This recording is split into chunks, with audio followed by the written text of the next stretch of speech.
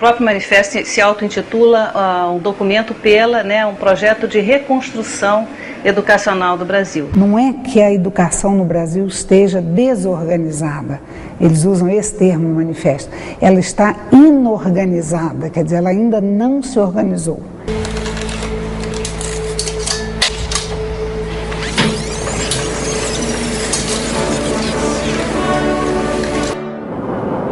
Os principais jornais do país publicaram neste mês de março de 1932 o Manifesto dos Pioneiros da Educação Nova. Na hierarquia dos problemas nacionais, nenhum sobreleva em importância e gravidade ao da educação. Um ponto que o manifesto repete, e é um refrão o tempo inteiro, é que a educação tem que ser tratada da mesma maneira que os assuntos sérios estão tratados. A ciência evoluiu e a ciência da educação tem que evoluir. A chave para o progresso da sociedade seria, então, o pensamento racional iluminado pela ciência, que permitiria à população mesmo sair do estágio, como eles falavam, pré-lógico, irracional, e alcançar um nível de maturidade, de uma capacidade de planejar a própria vida, de interferir nos rumos da vida social de forma positiva, Dirigido ao povo e ao governo, o manifesto é assinado por 23 homens e 3 mulheres, educadores e intelectuais de renome, liderados por Fernando de Azevedo, Lourenço Filho e Anísio Teixeira, conhecidos como os 3 cardeais da educação nova. É impossível desenvolver as forças econômicas ou de produção sem o preparo intensivo das forças culturais e o desenvolvimento das aptidões à invenção e à iniciativa, que são os fatores fundamentais do acréscimo de riqueza de uma sociedade. Repetindo. É impossível desenvolver as forças econômicas ou de produção sem o preparo intensivo das forças culturais e o desenvolvimento das aptidões à invenção e à iniciativa, que são os fatores fundamentais do acréscimo de riqueza de uma sociedade. O primeiro parágrafo é muito interessante, porque eles dizem a economia encontra o seu movimento, ela define o seu espaço, ela briga pelo seu lugar. E a educação, que é tão fundamental quanto a economia, pode inclusive parar a economia, não encontrou no nosso país ainda o seu espaço desta maneira. A socióloga Helena Bomeni, da Fundação Getúlio Vargas do Rio de Janeiro, conversou com a Universip TV no Instituto de Estudos Brasileiros da USP. A página com as assinaturas Fernando de Azevedo, Anísio Teixeira, Espínola Teixeira, Lourenço Filho, Sampaio Dória, que fez uma reforma educacional em São Paulo. Libânia Nassif Xavier é da Faculdade de Educação da Universidade Federal do Rio de Janeiro. Ela estudou o manifesto em seu livro, Para Além do Campo Educacional, lançado em 2002. Então, se você pega o documento, você vê que em termos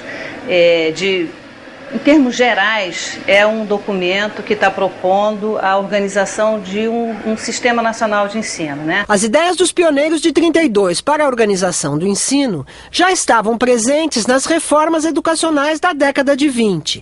Essas reformas haviam sido feitas pelos signatários do manifesto, em vários estados da federação. Este período da educação brasileira recebeu do pesquisador Jorge Nagli o nome Otimismo Pedagógico. Foi aí que teve a grande introdução do movimento da Escola Nova, que vem desde o final do século XIX.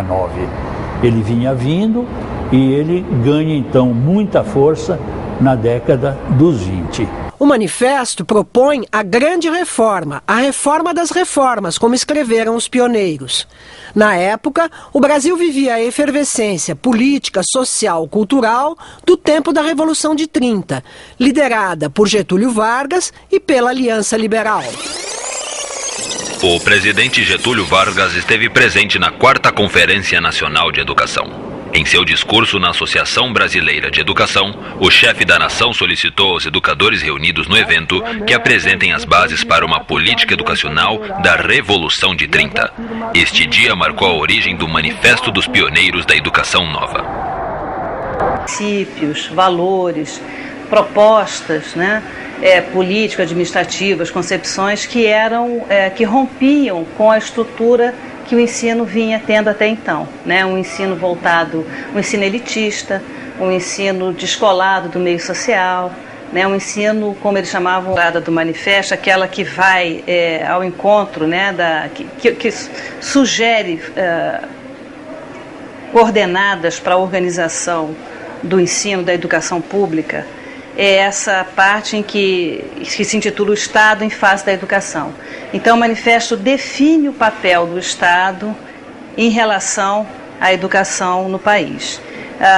O primeiro ponto que ele estabelece é que a educação é uma função essencialmente pública, ou seja, direito de todos, e para que ela seja aberta a todos, ela deveria ser responsabilidade do Estado. Então, essa escola precisa, para ser aberta a todos, ela precisa ser gratuita, né? Para que a população que não tem condições de pagar possa frequentar.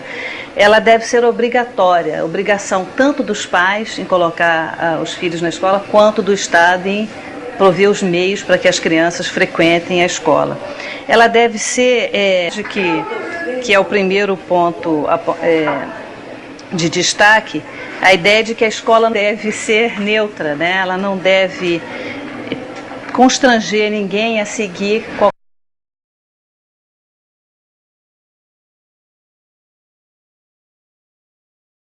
Eu estou conhecendo a sua escola e me chamou a atenção que eu vi que há um crucifixo ali na outra sala e vejo também que tem uma imagem religiosa. Isso.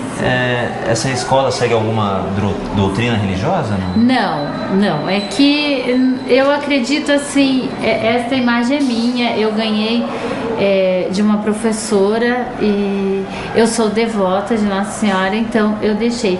E ali a gente acredita assim que estamos sendo abençoados pelo espaço todo, mas não é por nenhuma doutrina, não seguimos nada. Quando ele fala das capacidades biológicas, eles estão querendo contrapor, né, a essa diferenciação por classe social a hierarquia das capacidades, né? Eles acham que a escola, o fluxo, né, da educação escolar proporcionado pelo Estado, né, proporcionado pelas escolas públicas, deveria garantir aos alunos a progressão até o último grau, até o nível superior.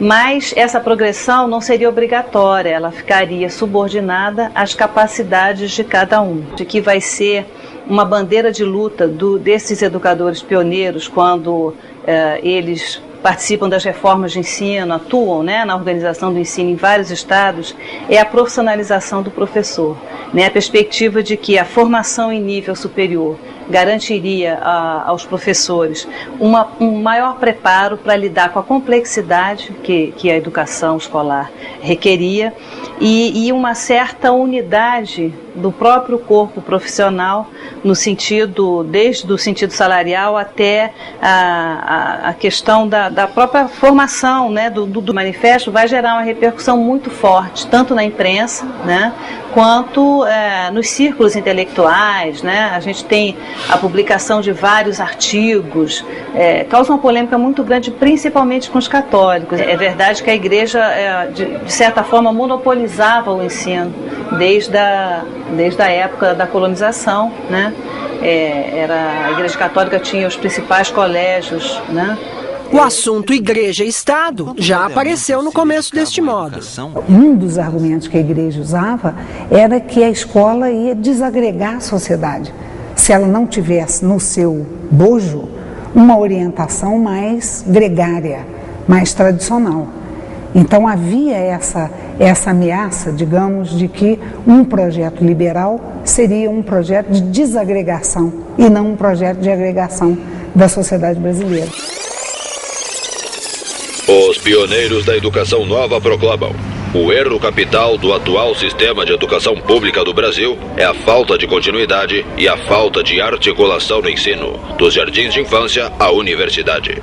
O plano dos pioneiros é dividir a instrução em 4 grandes períodos: escola infantil, escola primária, escola secundária e educação superior. Na escola secundária, alunos de todos os grupos sociais vão ter o direito a uma sólida base de cultura geral em 3 anos. Só depois de adquirida essa base de cultura geral, os alunos então se dirigirão, conforme suas aptidões naturais, ao estudo com preponderância intelectual ou preponderância manual. A escola secundária é o ponto em que o caráter da sociedade de classes, da sociedade discriminatória, né, que o Brasil sempre teve, aparece de forma mais contundente, né? A população pobre vai terminar ali o seu processo de escolarização, vai trabalhar, vai seguir um ramo, né? Vai ter atividades profissionais, né? No sentido vai entrar para o mercado de trabalho e vai ser mão de obra. E as elites teriam, então, a partir da educação secundária, uma formação geral, humanística, que permitiria que elas continuassem os estudos em nível superior, e aí mesmo o manifesto reconhece, é o ensino superior que forma as elites, né, as elites dirigentes, as elites mais capacitadas para conduzirem o país, para interferirem nos rumos da nação. A educação secundária deveria romper com esse caráter, com a separação, né, entre a educação humanística para as elites e uma formação técnica profissional para o restante da população.